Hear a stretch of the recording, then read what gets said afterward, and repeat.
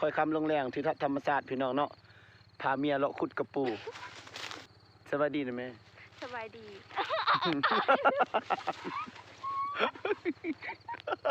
เอ๊ะไอ้ลืมกดไอ้บ่ลืมนาน บ่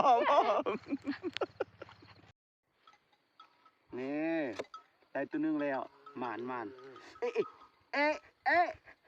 เออไปแหน่ให้เพิ่นขุดลองเบิ่งคุยนี่เรียบร้อยเมาตายเตะหัวเลยได้แล้วเรียบร้อยไปมื้อนี้เป็นมื้อแรกเด้อพี่น้องเนาะที่ว่าได้มาขุดตะปูอยู่เมืองแปลกแผงเสียงขวางเนาะเมืองภูกูดเนาะพี่น้องเนาะคันบ่ได้เราจังเบิ่งขุดไปแห้งตำวาดมาเนาะบรรยากาศดีคอยคำลงแรงพี่น้องเอ้ยเห็นแต่ทงแต่นาเห็นแต่งวดแต่ควายแล้วใช้ชีวิตแบบบ้านๆหากินโดยธรรมชาติบรรยากาศดีคอยคำยามแรงเนาะถ้าได้เห็นคลิปนี้เดี๋ยวอย่าลืมได้กดใจมาอย่าสู้คีทีหลายได้แล้วเรียบร้อยเอาใส่คุยที่ซองกันทุกคนคุยที่ซองเนาะพาเมียมาขุดปูเด้อมื้อนี้เด้อเบิ่งตอนต่อไปว่ามันจะได้หลายสำใดเนาะนี่โอ้ยผมเป็นปูเครียดม่านถึงปูม่านถึงเครียดเรียบร้อยไปเอามันไปไป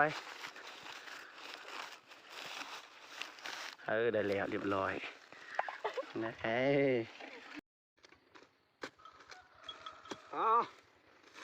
ขุดตุปูเมืองภูกูด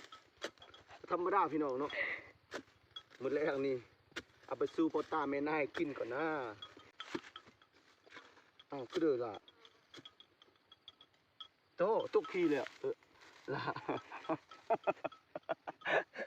ละได้แล้วพี่น้องขุดก่อนหน้าไปแม่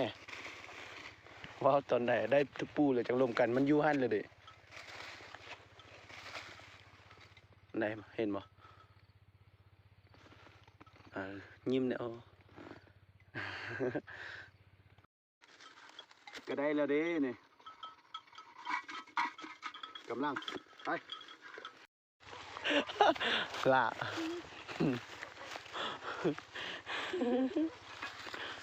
สบายดีทุกคนเนาะคอยคำยามแรงพาเมียขุดตะปูก็ได้ไล่พอสมควรไหนทักทายFC เลยแม่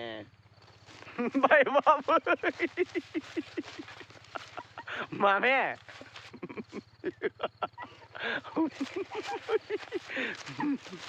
อ้าว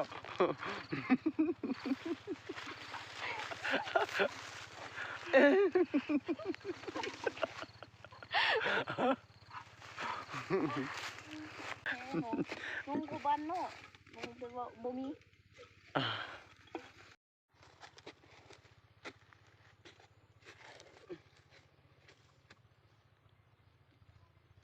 นี่เรียบร้อยมาอันพี่น้องเลยใส่ตัวมาแม่มาเบิ่งก่อนแม่เบิ่งนี่เห็นแล้ววะ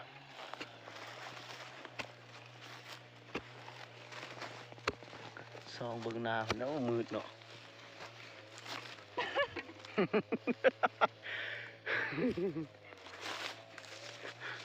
นะโอเคหมานเพิ่นมาเด้เนาะกับพ่อหมานอยู่ได้เนาะแน่มาบาดนี้ยิ้มใส่กองเนี่ยดูแป๊บมักสิบ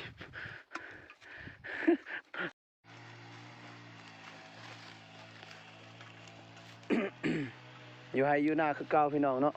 คอยคำยำแรงพาเมียเลาะขุดกระปูโอ้โหตามวาดมือเหงาขุดปูมาฮอดเฮือนแล้วเด้อเฮือนสารบ้านซองเฮาอยู่แบบธรรมชาติสะดวกสบายพี่น้องเนาะบ่มีพิษมีภัยบ่กระวนกระวายน้ำเรื่องหยังอยากกินหยังหากินเองนอนก็หลับดีธรรมชาติบ้านเฮาเอาขอบใจทุกคนบ๊ายบาย กูไว้เดี๋ยวดูไว้ซอยว่ะไว้ซอยว่ะ บ่ เอ้ย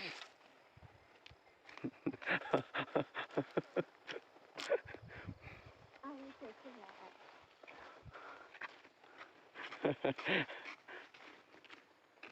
ปูมันหมดเนอะอายสินึ่งข้าวอายสิแตงแกงกับปูเนอะยังสิไปเอาหน่อไม้ส้มน้ำแม่เฒ่าเนี่ย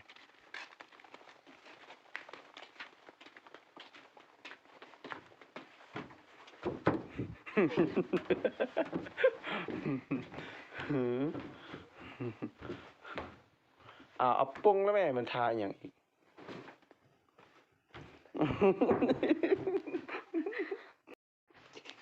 เขาเขากล้องแล้วแม่ทำไม